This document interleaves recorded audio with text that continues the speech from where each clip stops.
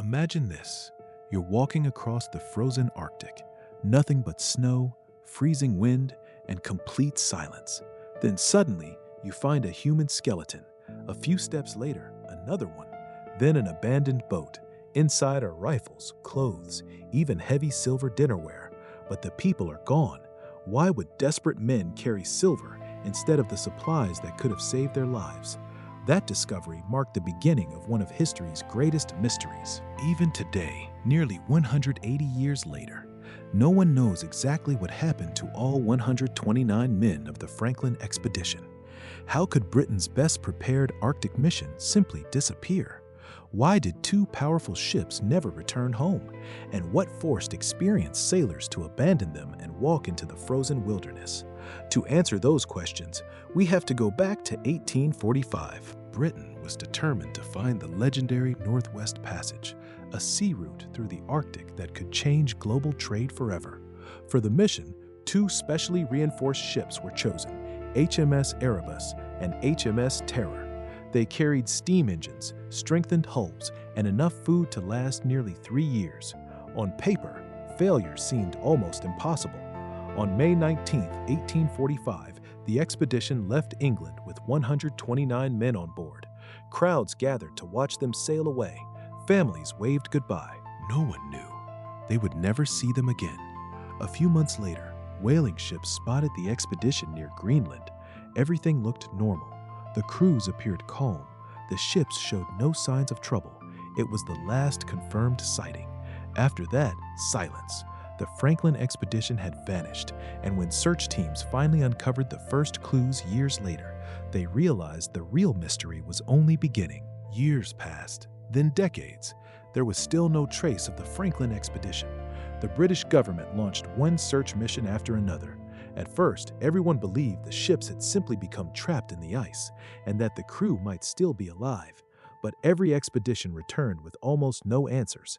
Then something unexpected happened. Explorers began speaking with the local Inuit, and it was the Inuit who shared the first clues that completely changed the investigation. They told stories of white men dragging heavy boats across the frozen ice. The men looked exhausted, starving, barely able to walk. But one detail was even more disturbing. According to the Inuit, the ships had not sunk. They had remained trapped in the ice for a long time. If that was true, why would experienced sailors abandon the safest place they had? Did they realize no rescue was coming, or did something happen on board that made staying even more dangerous? Years later, search teams finally made their first major discovery. Hidden inside a small stone cairn was a handwritten note. It would become one of the most important documents in Arctic history. The first message sounded hopeful. The expedition had survived its first winter. Everyone was alive. Although the ships were trapped in the ice, nothing seemed seriously wrong. But written later in the margins was a second message, and it changed everything. Sir John Franklin was dead. The ships had been trapped for nearly 2 years, and the remaining 105 survivors had made a shocking decision. They abandoned HMS Erebus and HMS Terror and began walking across the Arctic ice, hundreds of kilometers from the nearest hope of rescue, with no certainty they would ever reach land. But the most chilling discovery was still waiting. Searchers eventually found a small boat that had been dragged across the ice. Inside were rifles, blankets, clothes, and heavy silver dinnerware, items that meant almost nothing to men fighting to stay alive. Why would starving sailors carry silver, yet leave the boat behind? What happened during their final days? And why were human remains found nearby? But even that wasn't the most disturbing part of the story, because the next discoveries led researchers to consider a possibility so horrifying that for many years, people refused to believe it.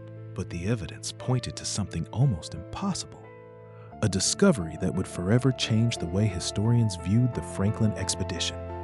When researchers began studying the human remains found along the escape route, when they noticed something disturbing. Some of the bones showed signs of cuts, marks that could not be explained by a simple accident. The evidence suggested one of the most horrifying possibilities. Some of the final survivors may have done something they never imagined they would have to do. They may have turned to cannibalism.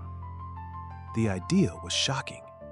How could experienced British sailors, men chosen for one of the most important expeditions of the Empire, have reached such a desperate point?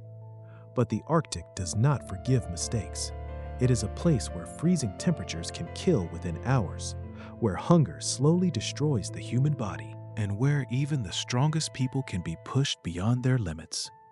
The Franklin crew had already spent years trapped in the ice. Their commander was dead, their ships had been abandoned, and every step across the frozen wilderness was taking them not toward rescue, but toward the unknown.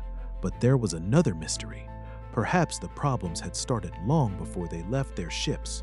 Researchers discovered another important clue. Some of the remains showed unusually high levels of lead. At that time, the expedition used a new method of preserving food. The canned supplies were sealed using lead solder. This raised a terrifying question. Could the food have slowly poisoned the crew? Could lead exposure have affected their minds, their ability to make decisions? If the men were already weakened by illness and poisoning, then abandoning the ships may not have been a logical choice. Maybe it was the final desperate decision of men who were losing their strength and hope. But the biggest breakthrough came many years later. Modern technology finally helped uncover what explorers had searched for almost 2 centuries. In 2014, researchers discovered the wreck of HMS Erebus beneath the Arctic waters. And 2 years later, HMS Terror was found as well. The ships were discovered exactly where Inuit stories had suggested they might be.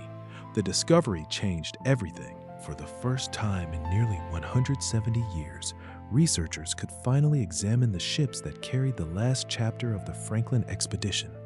Inside, they found personal belongings, tools, objects from everyday life, reminders of the men who had entered one of the greatest journeys of their time, but never returned home. Yet one question remained unanswered. Why did they abandon the ships? HMS Erebus and HMS Terror were not destroyed. They were not completely lost beneath the ice. They still could have been their only chance of survival. So what forced 105 men to leave their ships and walk into one of the deadliest environments on Earth? Was it starvation, disease, poisoning, or was there something else happening during their final months? Nearly 180 years have passed since the Franklin expedition disappeared. 129 men left on a journey that was supposed to change history. Instead, they left behind one of the greatest mysteries ever discovered. 2 ships, hundreds of clues, and a story that still refuses to reveal all of its secrets.